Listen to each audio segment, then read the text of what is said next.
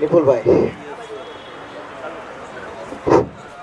Yes sir. તમને invitation આવ્યું, yes. DM આવ્યું હતું, ફર્સ્ટ ફિલિંગ શું આવી? સાવચેત દિલની વાત કરજો. ફર્સ્ટ ફિલિંગ તો એવી જ આવી કે અર્લિયર પણ અમે આ રીતના સેમિનાર્સ અને આ રીતની ઇવેન્ટ્સ એટેન્ડ કરેલી હતી, એટલે મને થોડો ઘણો આઈડિયા તો આવી જ ગયેલો હતો. એટલે તમારી બ્રાન્ડ નેમથી તો હું ઘણા વર્ષોથી વાકેફ છું ઓલરેડી. અને બીજી વસ્તુ એ છે કે જ્યારે રાજકોટની અંદર એક હું સાહેબ વિશેની બીજી એક વાત કહીશ, જ્યારે રાજકોટની અંદર સોશિયલ મીડિયા માર્કેટિંગ માટે કોઈ બહુ લિમિટેડ એજન્સી હતી ત્યારના સાહેબ વર્ક કરે છે. એ મને પોતાને આઈડિયા છે, કારણ કે હું પણ એમની સાથે મીન્સ કે એઝ એ ટૂંકમાં એજન્સી તરીકે કામ કરતો. તો ત્યારથી સાહેબ સોશિયલ મીડિયા સાથે કનેક્ટેડ છે અને ગુજરાતી ટીવીનું ત્યારથી બહુ સારું વિશેષ નામ છે. બીજું કે જે સ્ટાર્ટઅપ નવું કરવા માટે સાહેબ જઈ રહ્યા છે, તો આઈ થિંક ઓટીટી પ્લેટફોર્મની અંદર આપણે લોકલ લોકલ કન્ટેન્ટ આપણે યસ એક્ઝેક્ટલી. તો એના માટે બેસ્ટ વિશેષ પહેલાં તો કે નવું એક કાંઈ ઇનિશિયેટિવ લીધું રાજકોટ માટે, અને લોકલ ગુજરાત અને ઇન્ડિયા અને ઓલ ઓવર વર્લ્ડ લેવલે લઈ જવા માટેની એક એમનો પ્રયાસ બહુ સારો છે. નિપુલભાઈ, તમારા વિશે જણાવો, અને શું અત્યારે કરંટ સ્ટેટસ છે? શું વિડીયો બનાવો છો? કઈ કેટેગરીના બનાવો? એકચ્યુઅલી અમારું મીડિયા પેજ છે. કરન્ટલી અમે ખાલી વિડીયોઝ નહીં પણ ન્યૂઝ છે, પોઝિટિવ સ્ટોરીઝ છે અને રાજકોટની પ્લેસીસ એક્સપ્લોર કરીએ છીએ. તો એવું કન્ટેન્ટ આપણે કંઈક ને કંઈક શેર કરીએ છીએ. અને અમારા 4 પ્લેટફોર્મ છે: વોટ્સએપ, ફેસબુક, ઇન્સ્ટાગ્રામ અને યુટ્યુબ. તો આ 4 પ્લેટફોર્મ ઉપર આપણે video as well as graphics અને કાંઈ ઇન્ટરવ્યૂઝ કે આવી બધી વસ્તુઓ શેર કરતા હોઈએ છીએ. અત્યારનો જે ટ્રેન્ડ છે, મીડિયા ઘણા બધા છે અને ઘણા બધા સેમ ફિલ્ડમાં તમે વર્ક કરો. રાઈટ. ચેલેન્જીસ શું આવે? ચેલેન્જીસમાં તો અત્યારે જોઈએ તો ડે બાય ડે છે ને વ્યક્તિઓ જેમ એક આપણે કોઈએ ને કહીએ કે ડૉક્ટર છે, એડવોકેટ છે કે ભાઈ કોઈ ઇન્ટિરિયર ડિઝાઇનર છે, તો હવે બ્લોગર એક ડિગ્રી જેવું થઈ ગયું છે કે નોર્મલી હવે જેમ મેં સીએની ડિગ્રી લઈ લીધી તો હું બ્લોગર બની ગયો, ટૂંકમાં સ્ટાર્ટ કરી દીધું. એટલે ડે બાય ડે વધતા જાય છે. તો ચેલેન્જીસમાં તો એવું છે કે આજે આફ્ટર ઓલ બધા બિઝનેસ માટે જ કરે છે. તો આમાં એવું છે કે બ્લોગર્સ ઘણા બધા હોય તો જેનું કન્ટેન્ટ સારું છે એના વિડીયોઝ વધારે ચાલતા હોય, એના વ્યૂઝ વધારે આવતા હોય. તો બટ ઓબ્વિયસ છે કે લોકો એડવર્ટાઇઝમેન્ટ માર્કેટિંગ એમની પાસે વધારે પડતા કરાવતા હોય. તો એ રીતે કોમ્પિટિશનની અંદર ડે બાય ડે નવું સ્ટાર્ટઅપ આવતા જાય છે, એમ પ્રમાણે વધતું જાય છે. That's it. આ ચેલેન્જીસ મારા ખ્યાલથી મોસ્ટ ઓફ ઇન્ફ્લુઅન્સરને આવતા છે, કેમ કે તમે જે કેટેગરીમાં કરો તમારો જ વિડીયો જોઈને બીજો વ્યક્તિ સેમ પ્લેસ પર જશે, સાહેબ એને તમને આટલા રૂપિયામાં કર્યું, હું તમને આટલામાં કરી દઉં, આમ કરી દઉં, આમ કરી દઉં. યસ. સો આ અત્યારે કરંટ પ્રોબ્લેમ ગણો તો પ્રોબ્લેમ છે. અને ક્વોલિટી ઓફ વર્ક, એક્ઝેક્ટલી સૌથી ઇમ્પોર્ટન્ટ છે. ક્વોલિટી ઓફ વર્ક એ બહુ મિસિંગ છે આપણું. હું ઘણાનું જોયું છે, ઘણામાં સજેશન બી દઈ શકું એમ છું, રાઈટ. પણ હું 1 to 1 એ વસ્તુ ડિસ્કસ કરીશ. એક્ઝેક્ટલી. તો આ ચેલેન્જીસનો ફેસ કરવા માટે એક કમ્યુનિટી એટલે બિલ્ડ કરવી જોઈએ કે એમાં તમારી પર્ટિક્યુલર ઇન્ડસ્ટ્રીમાં સાચું ખોટું ખબર નથી પડતી. હા. ત્યાં આગ લાગી, ફોટા કોક બીજાના યુટ્યુબમાંથી ઉપાડો, થર્ડ ક્યાંકથી ટેક્સ ઉપાડો, નો આવડતું હોય તો ગૂગલ ટ્રાન્સલેટરમાંથી ટ્રાન્સલેટ કરીને મૂકો એટલે સાચું ગુજરાતી ન થાય. તો આ વસ્તુને કેમ બચાવવી? બીજી એક ચેલેન્જ એ પણ છે કે આજે માની લો કે આપણે આ ઇવેન્ટ છે, આ ઇવેન્ટનું મેં નાનું એવું શૂટ કર્યું, રાઈટ. એટલે ફોર એક્ઝામ્પલ કોઈ પણ ન્યૂઝ છે કે કાંઈ પણ છે, મેં શૂટ કર્યું, એની અંદર બટ ઓબ્વિયસ છે કે આપણે લોગોસ ને એવું બધું આપણું એડ કરવાના જ છીએ. તો એ ડાઉનલોડ કરી લોગો ઉપર બીજો લોગો ચોંટાડી વોટરમાર્ક કરી અને એનો ઓનર બની જાય, રાઈટ. એટલે એ વસ્તુ છે ને એ હજી ઇન્સ્ટાગ્રામ કે ફેસબુક છે તો એની અંદર તમે કોપીરાઇટ્સ ને એ બધી વસ્તુઓ લીધેલી હોય તો એની અંદર તમને કહી દે કે આ વિડીયો તમારો નથી, આ સાયનામ દવેનો તમે ઉઠાવેલો, રાઈટ. પણ હજી ઇન્સ્ટાગ્રામની અંદર એ લેવલનું મોનિટરિંગ નથી આવ્યું. તો આ પોઈન્ટ ઉપર કમ્યુનિટી એટલે જરૂરી છે. જ્યારે આપણે એકસાથે 50 લોકો હોય કે 100 લોકો હોય, યસ, આપણે ઇન્સ્ટાગ્રામને ઇન્સિસ્ટ કરી શકીએ કે અમને આ ફીચર જોઈએ છે, રાઈટ. અને આ ફીચર માટે કમ્યુનિટી ફાઇટ કરે. એક ઇન્ડિવિજ્યુઅલ મોકલશે ને તો એની કોઈ કિંમત નહીં નહીં થાય.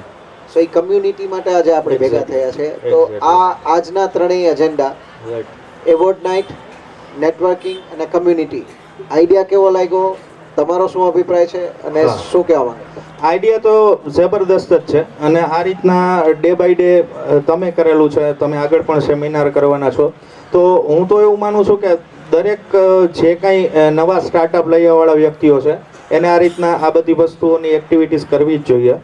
અને સેકન્ડ થિંગ કે તમે કોમ્યુનિટીની વાત કરી તો કોમ્યુનિટીમાં હજી તો સ્ટાર્ટઅપ છે આ બહુ એટલા આઈ થિંક ઇનફ વ્યક્તિઓ નથી, પણ હજી ડે બાય ડે તમે આગળ તમારું વર્ક કરતા રહેશો તો એ રીતે નવા નવા તમને ઓપોર્ચ્યુનિટી સાથેના બ્લોગર્સ મળતા રહેશે સર.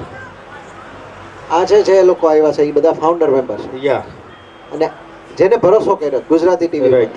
સી તમે મને ઓળખતા હતા અને તમે આવ્યા, યસ થેન્ક યુ એના માટે. પણ એ આપણી ઓળખાણ 10 વર્ષ પહેલાની હતી. યસ 10 વર્ષ એટલે એક દાયકો થઈ ગયો. દાયકામાં ઘણી બધી વસ્તુ બદલાઈ જતી હોય.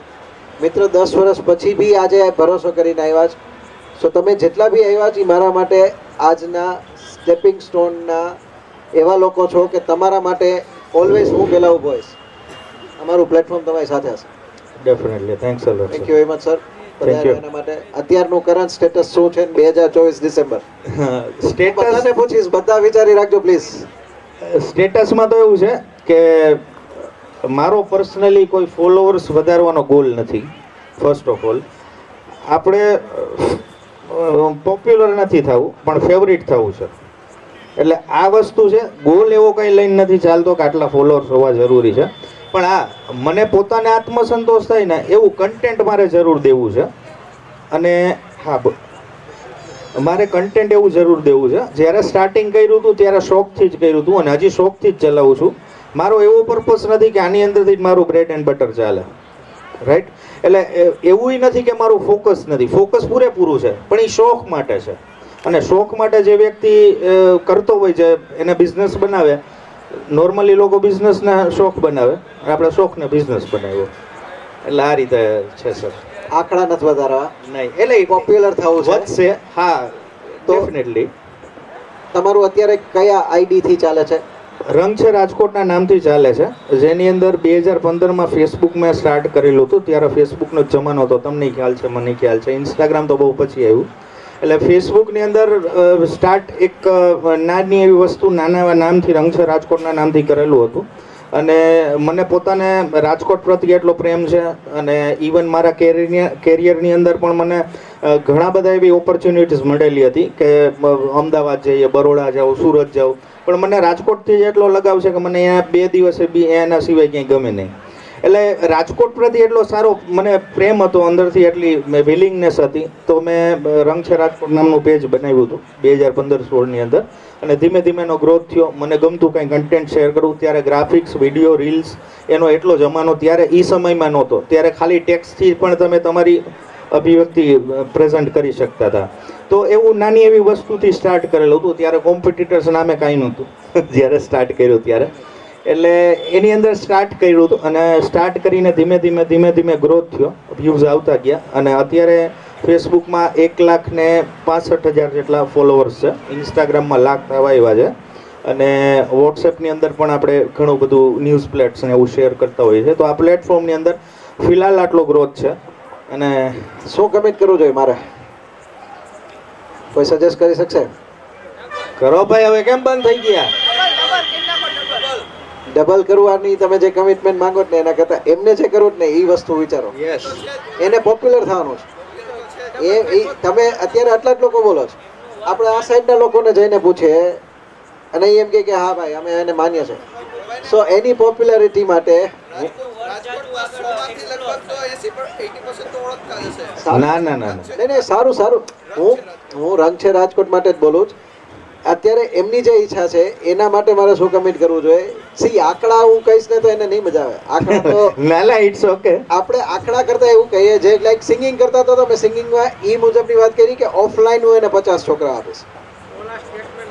હું તમને સાહેબ વડીલ સ્ટેટમેન્ટ માટેની વાત આપ બહાર કરશો મેડમ? ઓલા ભાઈને ત્યાં બહાર કરશો પ્લીઝ. Thank you. આપણે આ જે વસ્તુ કરવા માંગે છે એમની ઈચ્છા છે પોપ્યુલારિટી વધારે છે. તો મારે તમને એક કમિટમેન્ટ આપવું છે મારી સાઈડથી. યસ. તમારું ગુજરાતી ટીવી ઉપર જે કાંઈ બી સારું કન્ટેન્ટ, રાઈટ ન્યૂઝ નથી બોલતો, રાઈટ રાઈટ કેમ કે અમે ન્યૂઝમાં નથી, નથી. હું ન્યૂઝ નથી બોલતો, પણ ન્યૂઝ સિવાયનું જે બી કન્ટેન્ટ હશે, રંગ છે રાજકોટ નામનું એક સેગમેન્ટ બનશે સરસ. અને એમાં હું મૂકીશ મારા જેટલા viewer not only Rajkot across the globe right. માં હું ગુજરાતી ટીવીમાં ઈ લિંકને શેર કરીશ, સરસ સર. થેન્ક્સ અ લોટ. એનાથી પોપ્યુલારિટીનો ગ્રાફ ખાલી રાજકોટ નહીં yes. Across the globe It means a lot. Thank you very much, sir.